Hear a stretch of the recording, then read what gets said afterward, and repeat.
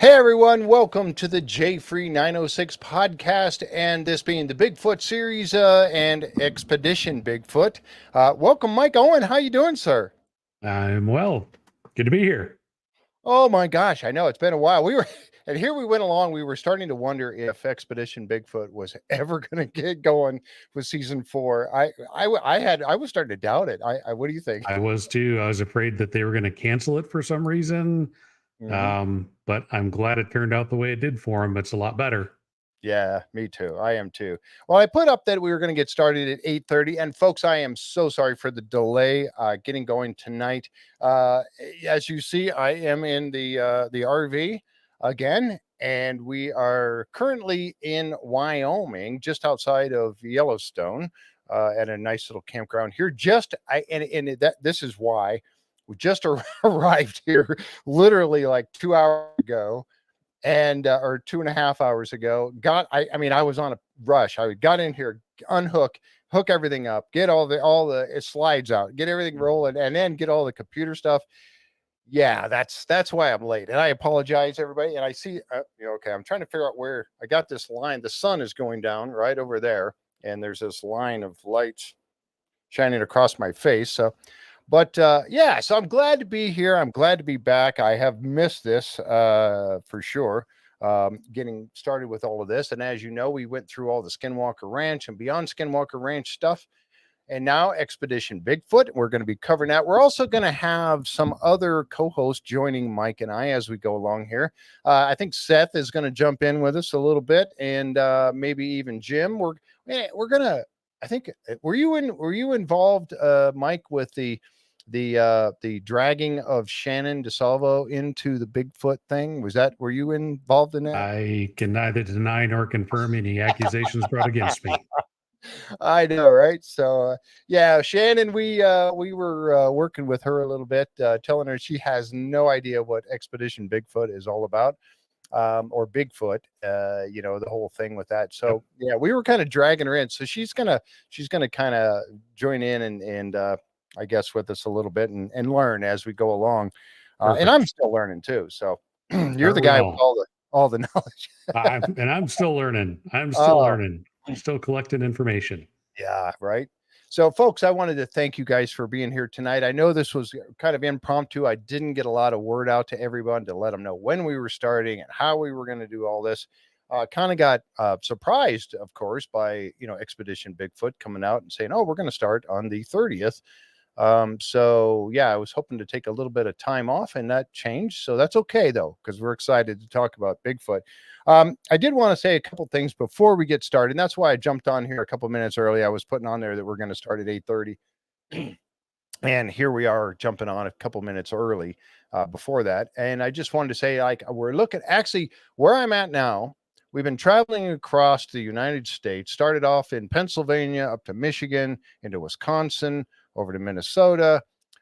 Went different Harvest Host stops along the way, some great places, some really nice folks in the Harvest Host realm that you get to stay overnight, pretty much for free at people's properties, whether it's a wine, a vineyard or something like that. As we made our way across, and then we stayed in South Dakota. We were in South Dakota for about 4 days, and we got to tour. We went to the Badlands, which is unbelievable. I had Mhm. never been actually in the Badlands before. Yep. What an incredible place. Impressive. Oh Like a my different God. world. It is. And I took a lot of video, a lot of pictures. I'm putting together for the video vlog, the travel vlog that I started. And if any of you haven't seen that yet, I have one of them up right now. It's Quamanon Falls. I put it out there. It's in the JFree906 channel on YouTube.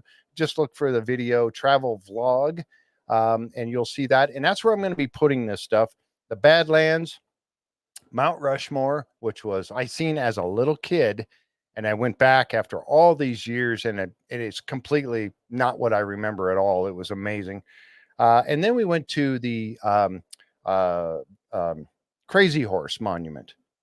That was wild. That was really, really It's cool. huge. It's It is huge. massive. And I can't wait till they get that thing done. I don't know when. It's been going on for 75 years. They've been working on this thing. But the Crazy Horse, we went and saw that. Badlands, Mount Rushmore, Crazy Horse. Then we had to stop by Deadwood, South Dakota, right? Had to go to Deadwood. Yeah. So we went to Deadwood, and I actually participated a little bit in one of the it was they were a reenactment of the shooting of Wild Bill Hickok. Yep. Shooting him in the back of the head playing cards. I actually participated. They asked for volunteers, and of course, I put my hand up. Oh, You know that's that, so right? weird. I never Yeah, would have I guessed. know, right? Go figure. So we did that, and then after that, we went to one of the places that I had to go was Devil's Tower, Yeah. and oh man, what that place, folks! I tell you, if you haven't been to Devil's Tower, if you are interested at all in that kind of thing, and seeing a place that just blows my mind, like Badlands, like the Badlands, Devil's Tower, it was not. I mean, you see the pictures and you're like, oh, that looks really cool. Yeah. And then you go there and you're like, oh my gosh, it was amazing. Yeah, she did. She did, Kat. She did tape the card game. I handed her my phone and I go, here, you got to record this. So she was going to anyway. So yeah, she did. And you see, I got my Palo Duro Canyon Bigfoot shirt on tonight. And I found out that as we travel around, we're going to get started here. It's 8:30, so we'll get started with Bigfoot here in just a second. But as I've been traveling around, I've been finding the same picture with different names underneath. And Oh, I got one from South Dakota, I think it's the Badlands, South Dakota. I got one there. And so wherever I find these, I'm going to collect them, and I'm going to see if how many I can get when I'm all said and done. They didn't have one at Devil's Tower, which I was kind of disappointed about that. But so anyway, yeah. So we will put all of this together into a video, different videos into the travel vlog for you guys to check out if you want to see it. It's it's Jeff's adventure, especially on this trip to Phenomicon. It's next week. I can't wait. Oh my gosh! And I'm going to be seeing and meeting with Maria Mayer, Dr. Maria Mayer, I should say, Russell Acord, and also with Ronnie LeBlanc. I'm going to be meeting with them, talking with them, interviewing them a little bit as we go along. And that's who we're going to be talking about tonight, along with Bryce. Now, Bryce, last year, he got there right at the end. He wasn't there. yeah. He had other obligations. He showed up. He did his presentation on stage, and then he was gone. It was like, I never got a chance to talk to him. So Yep. hopefully we'll get a chance to sit down and talk to Bryce um, this year at Phenomicon. I can't wait. I mean, it's less than a week. Man, I wish you were going. I wish you could I take know one. it sounds so cool. It's just a bad time of year with kids still in school. It's hard to get away. So, Yep. but I'm envious and I can't wait to see what everybody gets to discover there. Yeah. I tell you what, and I can't wait to meet a bunch of insiders there and just anyone who likes to watch this Expedition Bigfoot or Skinwalker Ranch or Curse of Oak, whoever. If you like to watch this, Christy, oh, I know. And Christina's going to help me. She's going to help because last year I met several insiders and I wrote their names down at one point, but I didn't put their names with the picture that I took with them. So then later on, I'm looking at the picture going, oh man, Oops. what was this person's name? I'm not going to make that mistake this year. Yeah, Eva, there's Eva. Hi, Eva. How you doing? I can't wait to see you again at Phenomicon, Eva. Because yeah, she was the first insider, the first person I met when I was there last year in the parking lot on Wednesday getting started. And there was Eva, and we got a chance to talk and get to know each other. And she's been a faithful person coming to all the podcasts and everything. I really appreciate that so much. So I can't wait to see you guys there. Really going to be a lot of fun. All right. So let's get started with Expedition Bigfoot. We're going to keep this a little bit short tonight, about an hour, because we got started late. And in this introductory episode up in Alaska, the team goes up to Alaska. Now, I guess what led them there, well, at least the storyline on the show says that they found some hair samples. If you remember at the end of last season, they found some hair samples at that chain link fence that was told to them by the remote viewer. Remember that guy? Yep. He was pretty accurate. Yeah. Yeah. And I'm one of these people who I've never really looked into the whole remote viewing stuff too much. I know we've been working on this on the Skinwalker Ranch Insiders and stuff. But oh, I enjoy. Thank you so much. I enjoy. Thank you. That's so very kind of you. I appreciate that very, very much. Thank you so much. Um, the remote viewing is something that I'm learning more about. And now we see it taking place. And this guy, he nailed it. He was talking about the chain link fence. What else did he bring up in that? The Uh, bridge. the There's a brick. bridge, a chain link Yes. fence, and something else. There was one other thing too, and I can't remember. Yeah. And all three things came to be. And then they found those hair samples. They had those hair samples tested, and they came back to be hair samples of a very rare type of wolf. And I wrote it down because I knew I'd forget. Um, this was in Northern California. They found these. It was the Alexander Archer wolf. I believe that's what it was. Found only in Southeast Alaska, specifically to the Prince of Wales Island. Now, how in the world does that get to Northern California hair samples? Yeah. Where, That's and I don't, why I still question I question the answer a little bit. Mhm. Not that the lab, is trying to mislead anything. I think the lab's job is to find a match. Right. Mhm. So they found a match. Doesn't make any sense. So I kind of want to back up a little bit and understand, how did Mhm. they determine specifically, or was it a 100% match? Was it a 60% match? Yeah, All we know is it's a match, but to what level? How accurate is that? I don't know. Um, because I know that there's been some other concerns about labs always needing to have a match, so they pick the closest thing they can find, or the Yeah. closest thing to what the sample is. Mhm. So is it truly 100% accurate? I don't know. I mean, I'm I'm not I'm not as knowledgeable on that side of things as I'd like Nor to am be. I.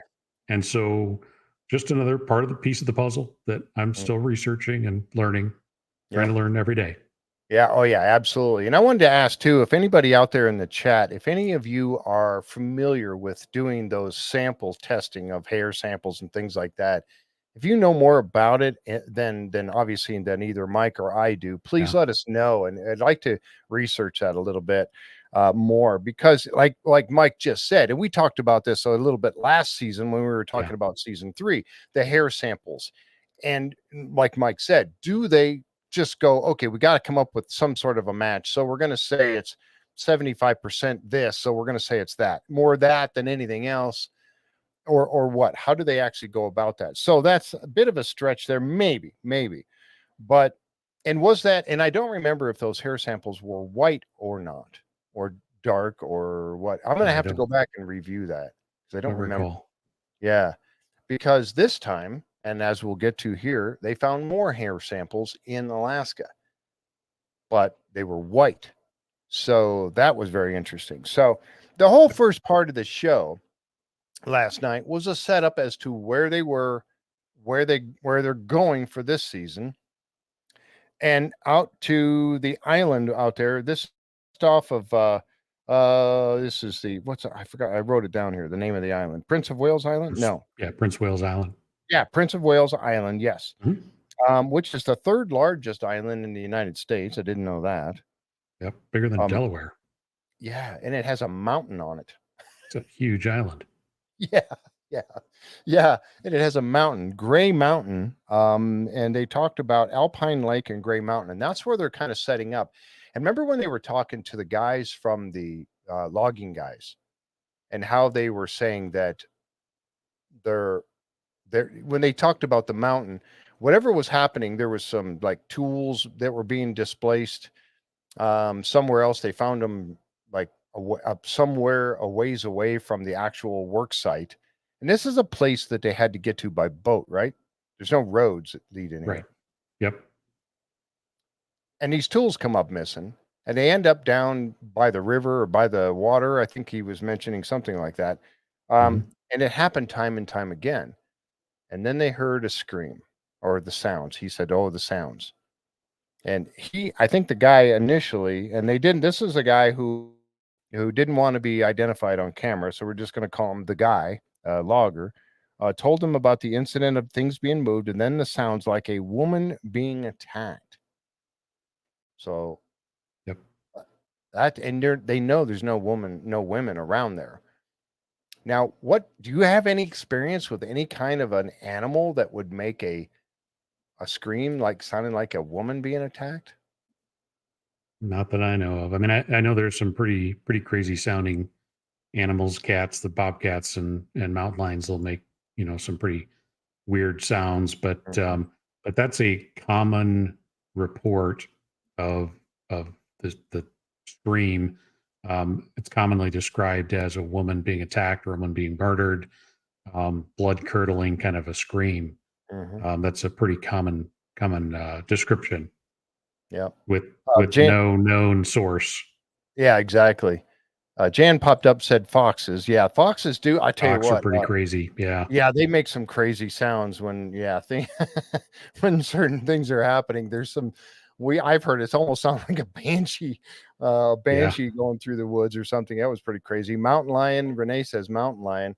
Mhm. Snowshoe hare mating makes wild sounds. There you go. Cat brought that one up. Thank you guys. Appreciate that. Cause I don't know. I didn't know of anything that else that would make a sound like that. Maybe the fox was closest thing I could come up with. Which is not to say, I mean, and again, when you hear a sound, if you don't see what is creating that sound, you honestly you don't know what it was. It's Yeah. just something that kind of freaked you out. So Yeah. Well, and keep in mind, we're talking about Alaskan loggers. yeah, You don't yeah, think they know every sound the woods has ever made. They live their lives in the woods. So yeah, if they're freaked out by it, I mean, we're talking about Alaskan loggers. They're a little tougher than the average, probably logger, even in the Northwest. yeah, Alaska is a pretty brutal environment.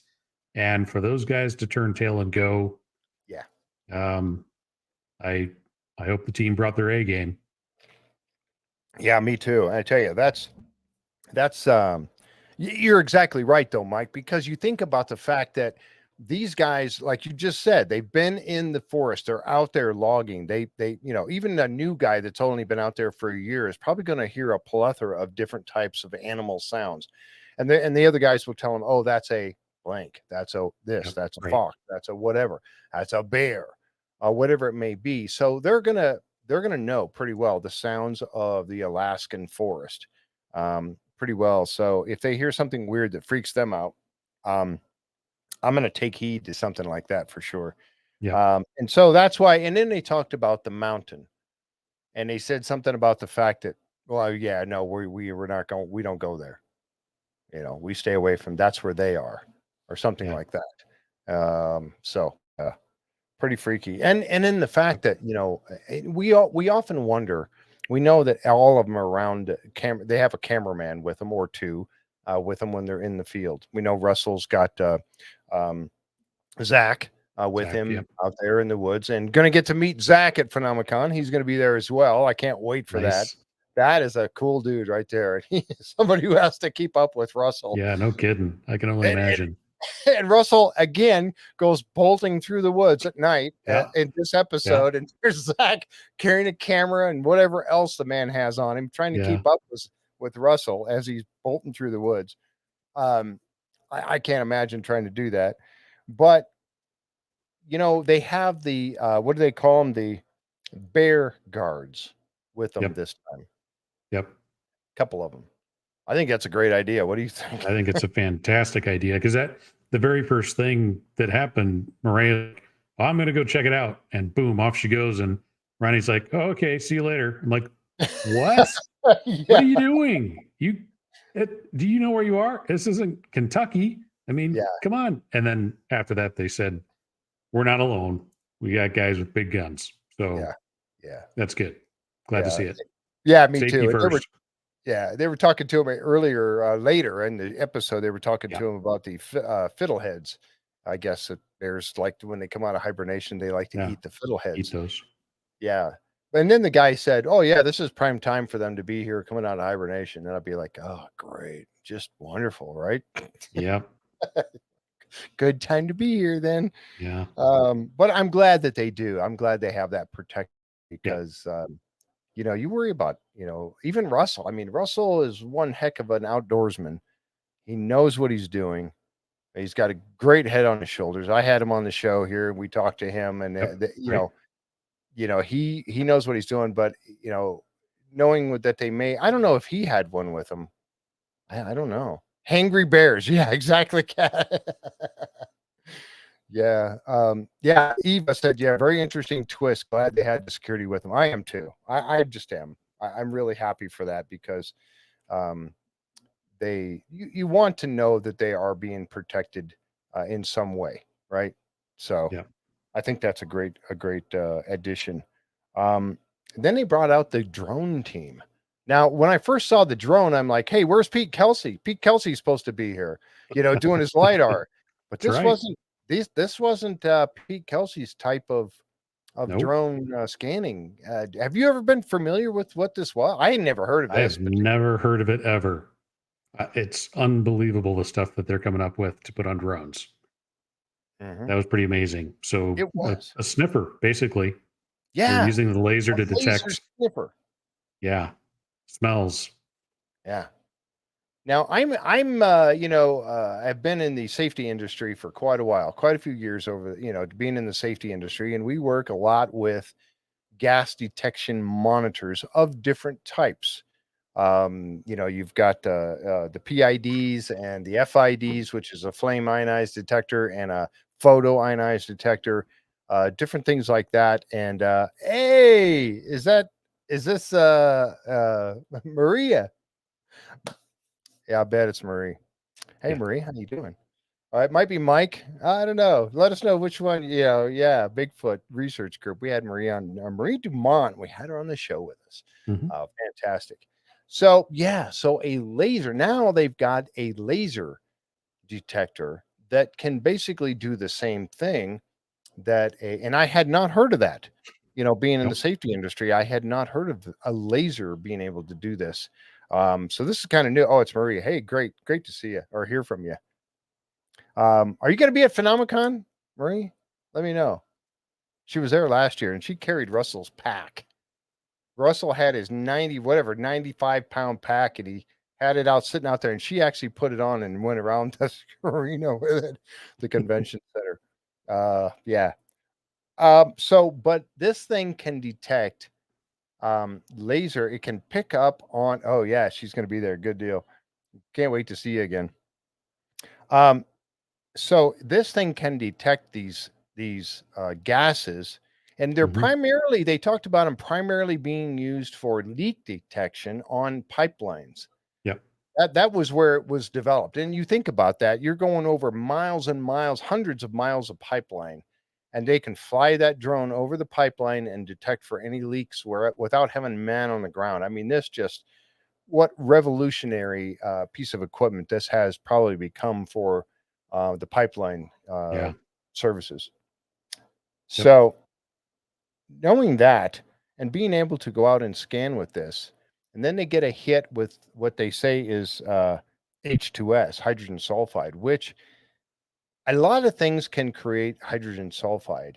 Um, rotting, rotting things that are, like Decaying decaying. Thank you. stuff. Yeah. Uh, and it can kill. I mean, a large enough concentration. I've seen it happen, but we've had to be on an investigation of a place and a plant where it did happen. A couple of guys died being exposed to. They opened a cap that was supposed to be purged, and it wasn't. They opened the cap, and the sludge came out, and two guys were overcome by the H2S and died right there on Hmm. the spot within moments. It's Yeah. that bad.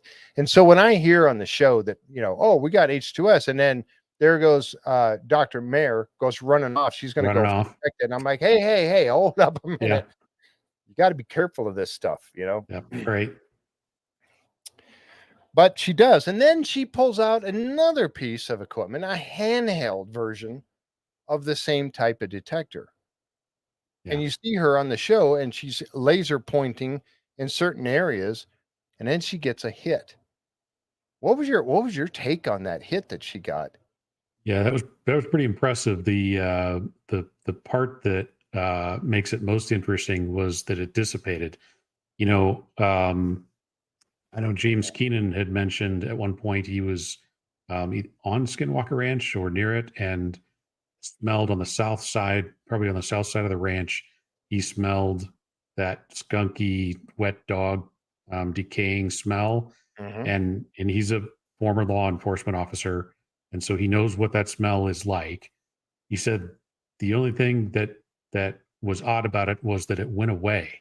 Mm-hmm. And if something's dead or decaying, the smell should not have gone away. No, it's not. And same thing happened with this as she was holding that laser on that spot. And she let everybody know, and I think Ronnie was going to head her way. It dissipated. Now you could tell it was sprinkling or raining. Didn't look like the rain was coming straight down. Wind could probably push that smell away a little bit. Correct. But again, if there's a source right there, a decaying animal or vegetation or something, it would come back again and it would have popped back up. And it didn't. So something was there causing that gas or that smell, and then it went away. Mm-hmm. How does that happen? It had to be something moving. Yeah, exactly. It had to move away from the area pretty quickly, and she didn't hear it. I don't think she heard anything. Nope. You know, running away through the woods. I don't recall him saying that. So, you know, it did. And again, what was the first thing I thought of when they get a thermal hit and they're following it, and that thermal hit just all of a sudden, zip, like we mentioned, like it goes behind a wall, and all of a sudden there's the smell, and then zip, it's gone. So did it leave the area that quickly without making a sound, or? Yep. So that's where I went immediately when I heard that. I was like, okay, it disappeared. And went behind some sort of wall or something, or it really quickly, without being detected, evacuated the area. Because like you just said, if it's decaying something, even if it's something that's, you know, leaking out of the ground, it's not going to go away like that. And she was getting large hits, and so were they from the drone at the same time.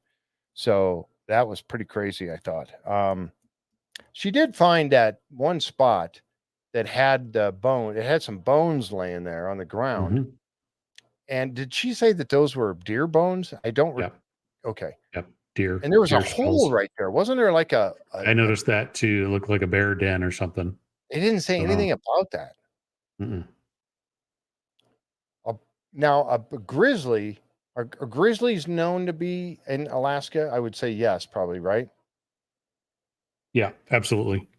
How about, and a grizzly would be a carnivore or both, but not a black bear. I haven't known, black bears aren't carnivores, correct? That I know of. I don't believe they are. Somebody correct me if I'm wrong in the chat. I don't think black bears are carnivores. But yeah, let me know if anybody knows that for sure. But so I was thinking if that was, and it looked like a den of some sort to me, but she didn't say anything about it, or the show didn't anyway. Right. Editing had something to do. They probably investigated it and it just didn't make it on the show. Right. That's how that goes. Yeah. It was, what did he say? I like Tom's bear test. How to ID a bear. Climb a tree. Black bears usually run away. Brown or Kodiak bears will climb the tree after you. Grizzly bears just knock a tree over. Sounds about right. Yeah, sounds about right. Yeah. Okay. Omnivores. Okay, so Renee says omnivore. A little bit of everything. They are, but they scavenge. They will take whatever they can catch, basically. Black bears. Okay, thank you, Kat. Appreciate that. So, but we saw that hole there that looked like a den, and again, they didn't say anything about it on the show, but their bones were laying right there, right outside of it. And I thought, well, that's odd. So I was kind of leaning for not being anything related to a Bigfoot, unless Bigfoot decided was using that hole. And if Bigfoot is as big as they say he is, he ain't getting in that hole. At least I wouldn't think so.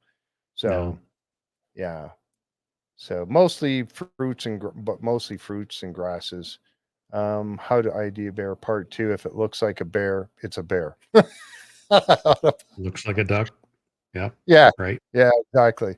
And they do stand on 2 legs, so they have been Mhm. known to do that. So hopefully that doesn't. They don't get. I'm sure they've been misidentified as Bigfoot when they do that. Um, as far as I'm concerned, all bears will eat me. I'm not sticking around to ask what what they want for dinner or what kind of bear they are. Yeah, that's what I would do. Um, let's see. Oh, what does Cat say? We have lots of black bears. I've met a few. I want nothing. They want nothing to do with humans. That's been my experience with it too, Tom. I have seen black bears before, and you're right. That's the same impression I Yeah. get with them. They would rather stay away from you than have Yep. anything to do with you and run away. So, but I thought, again, that I love the fact that they're bringing new technology to bear Yeah. to bear on this. I love that. I think that is exactly what they need to do. And coming in there with this laser gas detector, I was very impressed right off the bat. Yeah. Um, they've come armed with new technology. Yep. Um, so as they go along, Russell, you see Russell, and this guy, they find this little, again, what kind of like an animal sleeping area. And he's like, "Oh, this looks like a great little place to lay down and take a little nap." You don't know what was using that before and what may want to come back. I guess it's nighttime and Yeah. maybe he would, whatever it was, wouldn't, it should be in there. So anyway, they go in there to, take a little nap or whatever. And then he hears a sound. Now, we don't know how much time passed between when he first went in there and when they heard the sound, but they heard a sound. He comes out with a flashlight. Then he gets Zach to come out and they find a piece of what looks like flesh, uh, skin with hair on it, hanging about, what do you say, about 20 feet in the air? Yeah. 10, it Yeah. was like 20 feet in the air on a branch, a broken off branch on a tree. And it was looked like a, Yep. a wad of hairy flesh hanging up Yeah. there. Part of a pelt or something. I mean, it Yeah, like a pelt. looked like it And had some weight to it. the stench was out. This little scene right here, and it always seems to be Russell finding this kind of thing. But this little scene right here is, to me, was I was going to say awesome. It's awesome, but yet kind of blows me away a little bit at the same time, because here's this piece of flesh. They heard a sound. He comes out of there, bad smell in the air. They talk about how bad it smells. Then they find right close to where they were this piece of flesh hanging, it looks like a couple of pounds worth of flesh hanging in a tree. Hmm. And then they hear something and they go chasing after it again. And this is that time where, you know, poor Zach is trying to keep up with Russell, and Zach's carrying his camera gear and all this other Yeah. crap, and he's trying to keep up with Russell. They eventually come to a point where they don't hear it anymore. He's chasing it. He's chasing the sound. And he keeps hearing it, and they keep going. They keep going. They keep going, and then they come to a dead end. Yeah, dinner invitation, maybe. I don't know, but all of a sudden, nothing. No sound. No smell. It's gone. Right. So then they said, Hmm. okay, well, this thing outran us. We lost it. Well, let's go back. So they go back to where they were, and the piece of flesh hanging in the tree is gone. Yep. What in the world do you make of that? That doesn't Some make a whole lot of sense. I don't. Something messing with them? I mean, Honestly, I'm surprised he even saw it 20 feet yeah, up when he first came out, yeah, but he saw that it was there. And then, like you said, was it luring them away so that it could come back and get that? Well, why did it put it there in the first place? right. Um, that was just a very odd sequence. I don't, and again, just like with those GPS, those little sticky GPS tracker things. Yes, yes, How many things or how many people out there could outrun Russell Acord in the woods? The guy's lived most of his life in the woods, yep, and he's in really pretty good shape. I'd love to be in as good a shape as he's in. Yeah, And it yeah, outpaced him. yeah. It got away. It got away. So that in and of itself tells you it was moving pretty fast in the dark through dense woods. Yeah. Yeah, So I don't that know. flush doesn't make any sense. No, it doesn't. I kind of took that as almost a little bit of a warning, or a sign to say, we know you're here. For it to be there in the first place was some kind of a sign.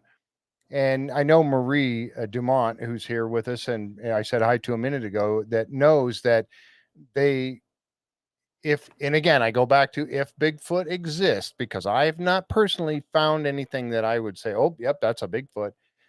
I will continue to say that until I know for sure in my own mind. But if they exist, they like to, the word is that they like to leave signs behind, whether it be a tree structure of some Mhm. sort, or the gifting thing where they take something that you leave for them and they leave something in return or something like that. So yeah, maybe that's what Craig, that's kind of what I was thinking. Maybe it's sleeping. They were in its And den, appreciate that. Yeah. and yep, Wanted him and they out. wanted it out, or it wanted them out. Let me Yeah. rephrase that. It wanted them out. So it put that piece of flesh up there of something it maybe just had killed. But you think about 20 feet in the air. And Russell had mentioned that there were no claw marks on the tree. Yep. What do we know that could reach 20 feet in the air without Great. climbing the tree to put it up there? I don't Right. know of anything. Yeah, and you can tell he looks for that. He's mentioned that before, that those are the, because he's kind of on the fence when it comes to tree structures, but he's mentioned before that when he looks at a tree structure, one of the things he looks for is marks on the trunk. And Yep. are there those little twigs and things sticking out of the trunk? And if those are all knocked off, well, maybe a bear climbed up that tree or somebody climbed up that tree and did it. But he said there was nothing knocked off on that trunk. Yep. All the little things were still there, the moss and all that stuff. So how did it get up there? Right. How did it So get up there? And then how did it get down and how did it get down again? that Oh, fast? yeah. Yeah, exactly. And there we go. Exactly, Marie. Thank you for bringing that up, because there we go with that. So this thing is missing, and then they see the hair on the tree, and it's white hairs. And that's why I want to go back and listen to the hair that they found, if they'd even said so. I don't recall. Yeah. In the end, last episode, last season, season 3, when they found the hair on the chain link fence, had it analyzed, and it was a wolf. Was that white or was it dark? Was it, you know, because and they have to, obviously, Maria Mare found some on, she found some on a piece of vegetation. It was had a little, like Yep. little spikes or something on it, and she found a couple of hairs there that she took samples of. Then Russell finds quite a few of them on the base of that tree, Yeah. and that was the same tree, right? I That think flesh so. was hanging on. I think it was, if I I think remember so. correctly. I might Yeah. have to The watch it fact that again. they both found white hair, and at this point, at least in the show, they don't, neither one knows the other found white hair. I can't Right. wait till they meet up And and just say, "Hey, I found white hair," and the other one's like, "Oh, so did I." yeah. Now what, and if you That think about tested. this first, yeah, what in the what, and again, here I go with my ignorance of animals in Alaska. But what animals in Alaska have white hair that would be able to leave that hair on a tree, and it looked like it was several or a few feet up off the ground? Um, Yeah. I don't know myself. No. Cat says, did they ID the hunk of flesh? No, they didn't. It was gone. When they went back, it was gone. So they don't know what happened to it. It was taken from the tree. And because Russell said he didn't know if the hair on that thing was white or not. And we saw it with an infrared camera. So we don't know if it was white or not either. Um, okay. It was Yes, it from that was. And tree. Russ said it was white. Oh, Yep. okay. Oh, a weasel, a mink? I don't know. Still in the winter coat? Some animals do have white winter coat. Yeah, exactly. To hide better. Um, that would be able to climb up a tree like that, or that would be found up in a tree like that, or on those. Now, when you think about the hairs that Dr. Mayer found that were up on a piece of vegetation a few feet off the ground, that's not going to be nothing's going to climb that. It would have broken over that piece of Right. Yeah. vegetation. Wouldn't have Right. taken the weight of anything. So Yep. whatever passed by that was tall enough to leave hair several feet off the ground, or a few feet off the ground. Right. That's a 2 or good 3 point. feet. Yeah, that's what I was thinking. Wolves. Truth Seeker said wolves are sometimes white. That's kind of what I was thinking. A wolf or something like that. But is a Yep. wolf gonna? Man, I'm gonna have to go back and watch this episode. I've only watched it twice, so I need to go back and Yeah. watch it again because I want to see how many feet a tall wolf. Yes, a tall. Yeah. Yeah. Yeah, I want to see how many feet off the ground Russell found that. I'm gonna have to reevaluate that and look again. Wow. So yeah, the white hairs. That's a tall wolf. I don't know. That's going to be a good one. And like you said, Mike, when they get back together and they talk, Russell and Maria, and they exchange notes and say, "Yeah, oh, I found white hair. Oh, so did I." Yeah. 2 miles away. Right. Yeah. Fox, sheep, goat, wolves, and polar bear, I think that's it further north. Yeah, a polar bear. Could it be down off a baby owl? It looked like hair, though. I don't know. Yeah. Is It the did look down like off hair. of a baby owl that fine like hair?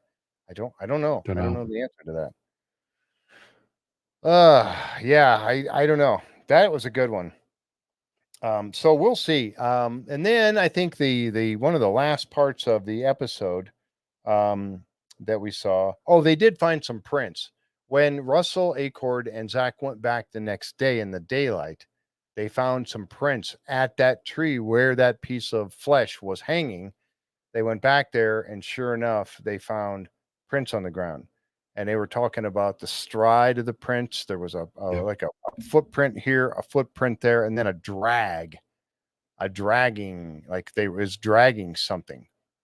Yep. Could it have been dragging what it had just killed?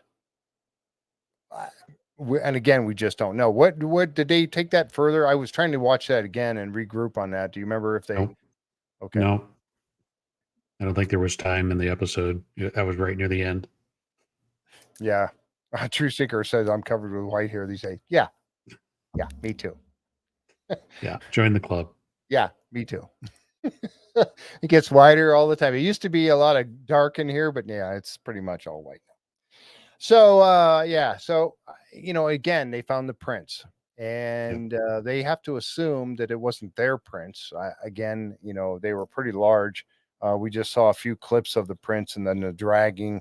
It looked like they was dragging something. And then they had the scene toward the end, and it was in the final clip that I was trying to watch it again, which was where they got Dr. Mayer is wearing. First, she's wearing the military grade IR goggles. Yeah. Those are new. They haven't had those before. That's nice tech. Yeah, very nice tech. Way more sophisticated than what I have, for sure. I have some IR binoculars that are pretty cool, and they take pictures and they record. And I've got a couple clips of some buffalo and stuff that I've and bighorn sheep that I've gotten, captured with them. But yeah, that nothing like the tech they have. So military grade IR goggles, infrared goggles, and also the then she had the thermal too. And Yep. she was watching Ronnie. I guess Ronnie was standing. Was he standing? Were they were by the water at that point? Yep. They're kind of in between the woods and the water's edge. Mm-hmm. And she could see him and the cameraman. Right. And then she's scanning over, she's looking over, and bam, she gets a thermal hit. And what did you make of that? What did you make of the thermal hit? Yeah, they did that thing where they spring something on you during the credits, and you're like, wait, what? I don't know. I think she said it was out of the water. So it was a pretty decent sized thermal hit. So we're not talking like a beaver or a something small, rodent type thing. So pretty good size. I don't know what else would be out there at that, the middle of the night swimming. Yeah. Yeah. A bear, I'm sure maybe. we'll find out in the next episode. Yeah, we're going to Stay find out in tuned. the next episode for sure. Yeah. So stay tuned for that. Was waiting on the hunk of meat, Tom, and something that could be carried by a bird, right?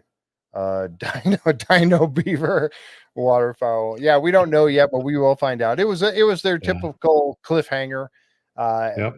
going to the end of the show there, which we've seen them do many, many times. But so all in all, I thought it was a great episode. A great beginning to this new season. Is there supposed to be 8 episodes? Is that what they said? I think heard so. Anybody hear that differently? That there's going to be more than 8? I think I heard 8 episodes for the season, season number 4. Which we're, like I said earlier, we're very, very glad that it is underway, because I was beginning to wonder, and I think even Ronnie LeBlanc was even starting to wonder. Getting worried. Yeah, get a little worried if it was going to happen or not. But I'm very glad it is. So yeah, that's what I heard too, Eve. I thought I heard eight episodes. I think Russell or Ronnie were talking about 8 episodes this season. So we'll be here. We're going to be talking about all 8 of them. But so to wrap this up, I wanted to ask you all in the chat. First of all, what was your take of this particular episode? What was your takeaway from it? What did you enjoy the most about it? The tech. It was the tech that they had with them this time. I thought the tech was very impressive with the laser gas detection units, the handheld, and also the drone mounted. I thought those were awesome. The fact that they've got the now the military grade IR. Internet said 8. Okay. So they spent 7 weeks out there. Okay. Yes, Seth brought up a very good point that all the locals are being very open about their experiences. Yeah, exactly. Yeah. That's really like it's no big deal. Everybody deals with it.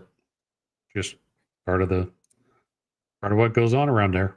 Well, Pete and Truth Seekers both said they haven't watched it yet, so you guys need to watch. Yeah. Well, yeah. Well, they come here. I'm gonna. Spoiler alert. We're gonna talk about it. So now, but you should watch it anyway, because you guys are gonna pick up. And as I do, that's why I watch them several times, because I always seem to pick up more stuff when I watch it again and again. Yeah. And then normally by this point I would have watched it at least 3 times to get all my notes and stuff together. I didn't have any pictures for you because I think they've done something to prevent me from getting screenshots. I usually sit there with my iPad and watching it. Oh, that's good. Oh, that's good. And I go and I'm getting nothing but black pictures. So whatever you've done, Travel Channel and Discovery Channel, you've won. I can't get no more pictures. I might still find a way, because I love to share. And I don't, I love to share a little bit of picture about what's going on. It helps to take us through the episode. So hopefully I'll figure out a way to do that.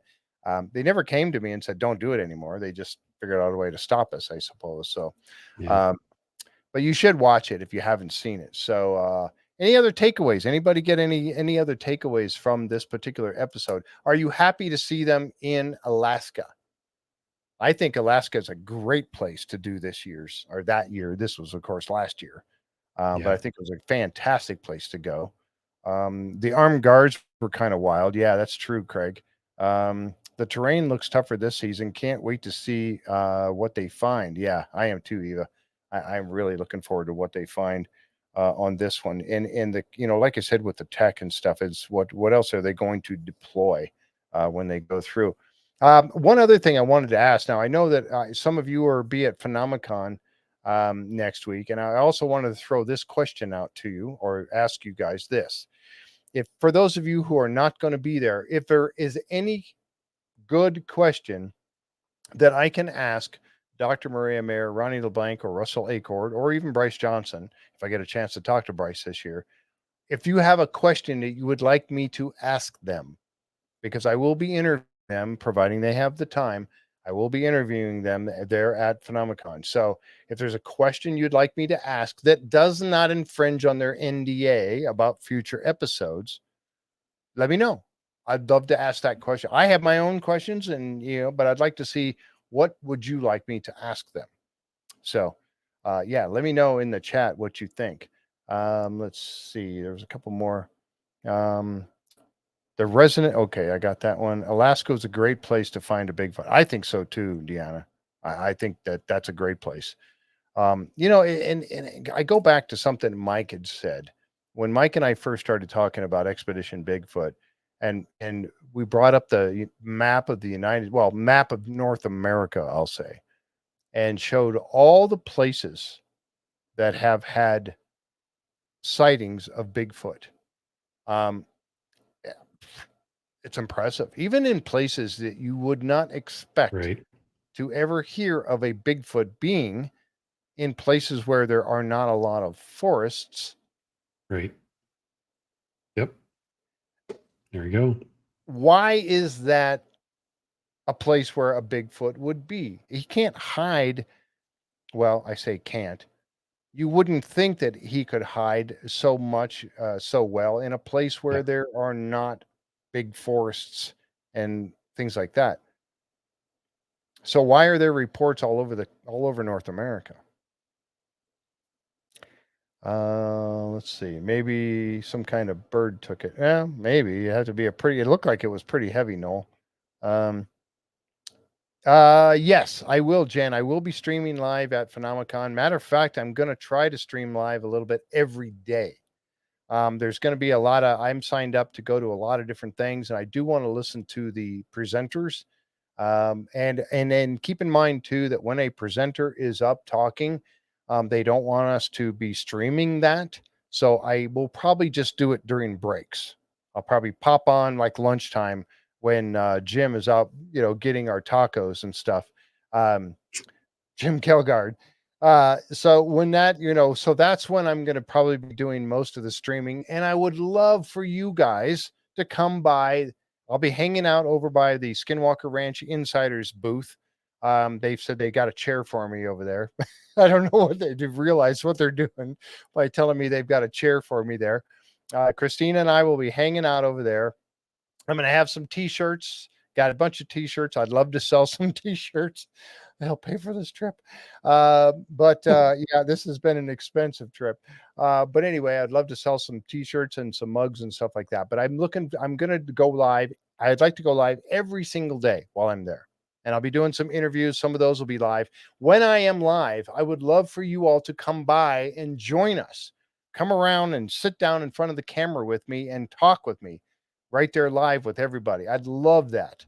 That would be fantastic. And I hope all of you will come over and say hi while you're there. I know that was a long answer. Sorry about that. Let's see. There's some other stuff in here. Tom Burns said, polar bear hair is actually not white. It just looks white. It's almost clear to allow the sun to reach their black skin. Translucent might be a better description. That's cool, Tom. Thank you. Renee asked, I wonder if the government will if there will be less government interference in Alaska. Yeah, remember they ran into that area they could not enter. Yep. When they were in Northern California. There was a whole section, and that's where it seemed like things were migrating into that area that was under protection, like they knew they could go there. So that was weird. I wonder if the meat went into the other dimension. What is the local indigenous people's take on them? Ooh, is that a question for me to ask them? I'm going to write these down because I want to make sure.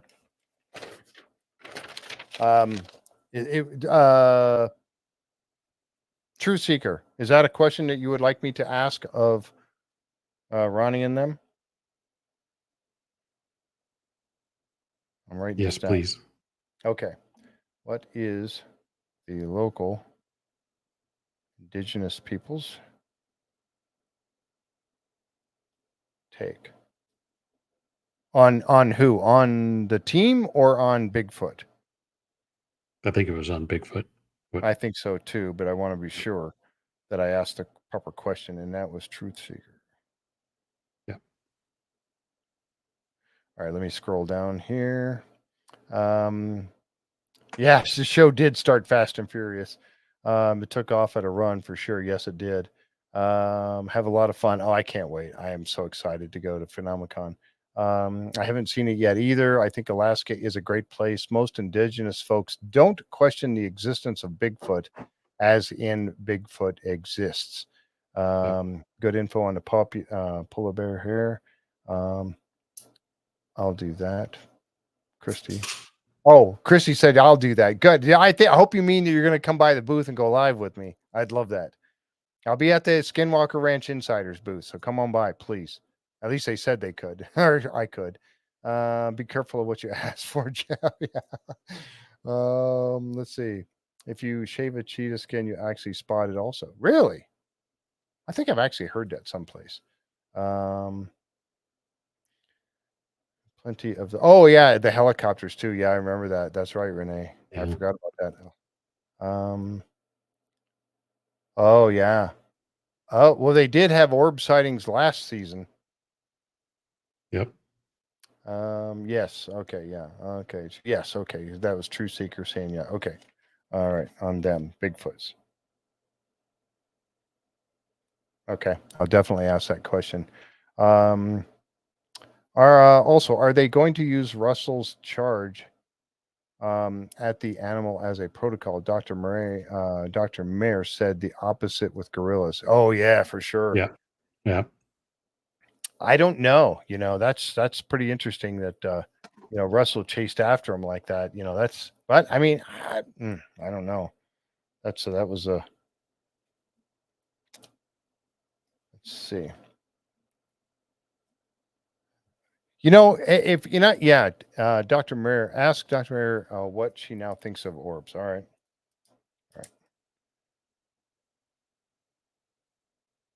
Yeah, especially the one she saw that season one with the where she could see it with the thermal. Yes. But not with the naked eye. Yes.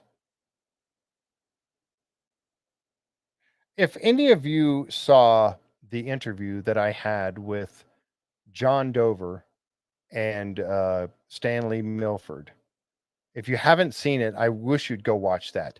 Yeah. Those two gentlemen, we were talking about skinwalkers, and they believe, both of them believe very strongly. Now, these are two indigenous peoples of the Navajo tribe, and Navajo Nation, sorry. Yep. And they both believe very strongly in interdimensional beings. And we talked a little bit about Bigfoots in there. And we also talked about skinwalkers in there as well. And how a skinwalker is a person who has taken on that well, how do I want to call that? Being a skinwalker, it's a person who has taken that on, and they would generally have to like kill a family member or something to be able to get into that. It's crazy the stuff that these guys revealed in that. And the fact that they talked about the interdimensional beings, and they believe in Bigfoot as well, and they believe Bigfoot is an interdimensional being. Watch that episode. If you haven't seen that interview, I really implore you to go check it out, because it was eye-opening for me, and I knew it would be.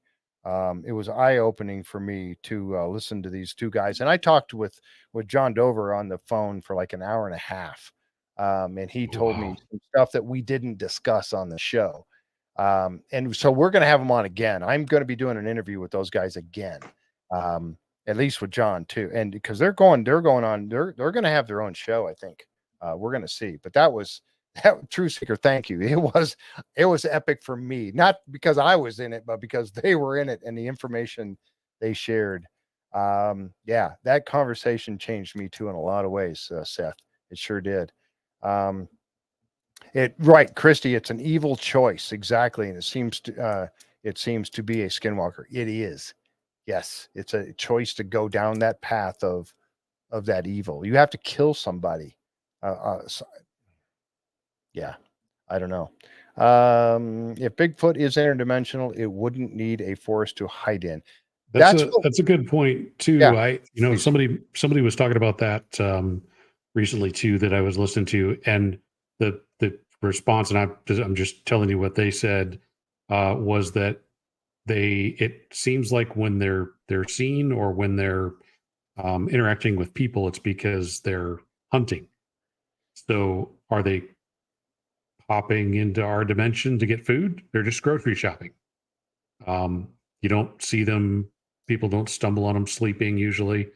It's usually they're hunting or they're pushing humans to get out of their area. Don't know. That's interesting theory, though. Good question. Yeah, absolutely. John did say he was going to smoke himself after that. Yes, he does. After any time that he discusses that subject of, and we talked about calling him just SW. But yeah, he definitely wants to, he smokes himself. They go through a ritual after anytime they talk about it. That interview was it just blew me away. It really did. Maybe it just enjoys long walks in the woods, or like Mike says, on a safari. Should we acquire some sage? I did when we were out there. Yeah, maybe. It's a good idea for us all. Yes. With sage, yes, sage is important. Like I said, I'll be on my way. We're going to be here just outside of Yellowstone right now. We're actually in Cody right now, and man, I tell you, you wouldn't believe. I'm going to send pictures. There will be pictures of this, and I wish the camera I could show you what it looks like right outside that we're at this campground. The cliffs and the mountains around here are just, man, this country has so many beautiful places to see Yep. and explore. Devil's Tower was just wild. I was so in awe looking at that thing. And people have said that they say, oh, it's volcanic, pushed it up. It was like a plug and it pushed it up out of there and it's volcanic. And other people say, nope, it's a petrified tree, a giant petrified tree. And they've analyzed the rock and said that it is fiber. It's got fiber. It's fibrous. It's petrified fibers. I don't know. A few miles south of me, is that you live that close, Pete, to Devil's Tower? That place is 4.5 miles I hiked that day. Oh my. Around it. Sat on the base of it, watched some climbers up there. There were some climbers up at the top. That was pretty cool. Oh. All right. Final thoughts on episode number 1. What do you think, Mike? I think they're off to a running start. I love they've definitely upped their game on the tech side. Mm-hmm. I hear there's even a robotic dog later on in the season. Ooh. Yeah. They've got some serious hardware out there, apparently. Awesome. So I'm thrilled to, anytime you can leverage technology and put it towards this topic and this research that has never been done before. I'm pretty sure no one's used a sniffing laser drone to look for Bigfoot before. No, I'm pretty sure that hasn't happened. That was pretty cool. It's well thought out, just a really good show, and it's fun to see the team work together. I look forward to watching them work with each other, and they've really, after probably the first 2 seasons, season 3, they really started to leverage each other's talents and expertise. Yeah, and it's fun to watch them start working as a real team, as opposed to just their own thoughts and ideas. Right. Yeah, I agree 100%. Really looking forward to the rest of the episodes of the season. I think we're gonna get blown away by what we're going to discover.